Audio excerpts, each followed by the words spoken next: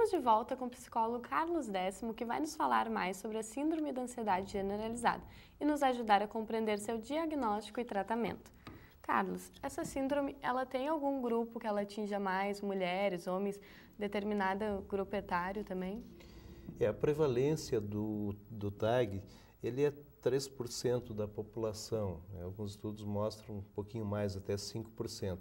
E ele ocorre mais em mulheres do que em homens, né? Mas não é uma diferença assim tão significativa, é 55%, 60% por volta disso, né? Então os homens também têm o transtorno de ansiedade generalizada, embora, claro, ele aconteça mais em mulheres, mas também os homens também têm esse transtorno.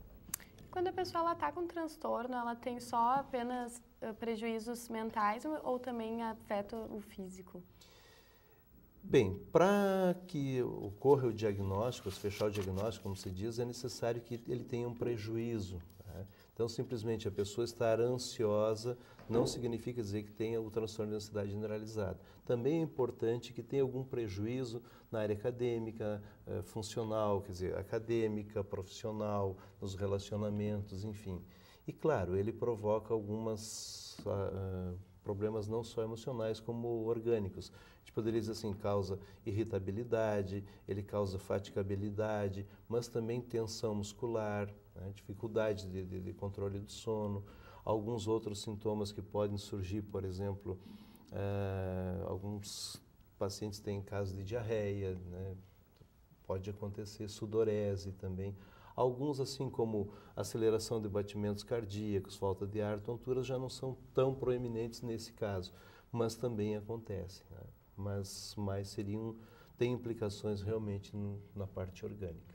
Como diferenciar esse dos outros transtornos? Nós classificamos como transtornos ansiosos e tem vários transtornos ansiosos. Por exemplo, o transtorno do pânico, que é diferente do transtorno da ansiedade generalizada. Temos o transtorno do estresse pós-traumático, que é aquele que acontece após uma situação, algum acidente, alguma situação que realmente por isso tem o nome pós-traumático, uma situação que seja traumatizante. Temos o TOC também, que é um transtorno ansioso. Então são vários transtornos. O transtorno de ansiedade generalizada é aquela situação que a pessoa está naquela expectativa, né, de que algo não vai dar certo, você se sente ansioso, e isso tem que ser, no mínimo, 6 meses e ocorrendo praticamente quase todos os dias. Mas tem uma diferença. Por exemplo, uma pessoa que tem uma certa dificuldade de falar em público, ela é ansiosa, mas ela pode ter aqui, no caso, uma fobia social, né? Pessoas que têm medo de alguns objetos, nós falamos que tem uma fobia específica diante de algum objeto, algum animal, alguma situação, e é diferente do transtorno de ansiedade generalizada.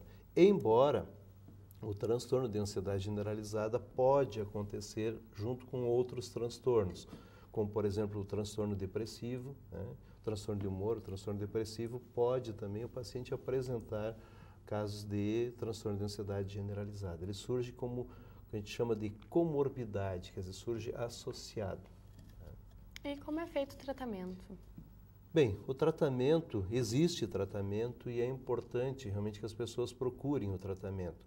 E o tratamento, claro, vamos pensar assim, o ideal seria levar uma vida a mais saudável possível, a mais tranquila possível. As atividades físicas são muito indicadas, que ajudam bastante no controle da ansiedade. Hoje tem alguns estudos mostrando a importância de algumas práticas como a yoga, como meditação, enfim, né? Como eu disse, as atividades esportivas, esportes, caminhadas, isso ajuda bastante. E depois, claro, hoje na área de medicamentos, por exemplo, tem vários medicamentos que dão um resultado muito interessante, satisfatório, muito bom. Mas sempre, claro, tenham cuidado assim, não realizem a automedicação. É importante consultar um médico, um clínico, para que ver qual seria o medicamento mais indicado para o tratamento. Da mesma forma, a atividade física também é aconselhável sempre procurar um médico para ver as condições físicas, né? Mas a gente sabe que hoje existem tratamentos muito eficazes, como esses que eu citei. Alternativos.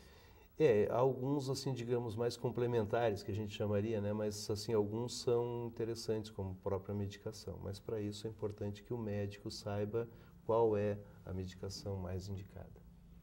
E esse tratamento, ele pode trazer prejuízo se ele for feito, se a pessoa demorar muito para procurar um especialista? O transtorno de ansiedade generalizada, ele começa assim, ou na infância ou na adolescência, embora ele possa surgir um pouquinho mais tarde também. Alguns estudos com gêmeos estão mostrando que existe uma relação genética, digamos assim, na origem, né, na etiologia, na origem do transtorno. E claro, quanto mais cedo começar o tratamento, melhor vai ser a qualidade de vida, né?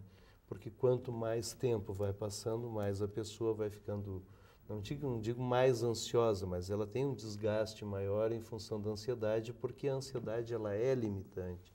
No caso, com o diagnóstico de transtorno de ansiedade generalizada, ela é limitante, ela limita. E, é claro, o sofrimento é maior, mas não quer dizer que começando mais tarde também não tem o tratamento. O tratamento sempre, o importante é que seja tratado da melhor maneira possível. E se ele não for tratado, até que ponto ele interfere na vida das pessoas?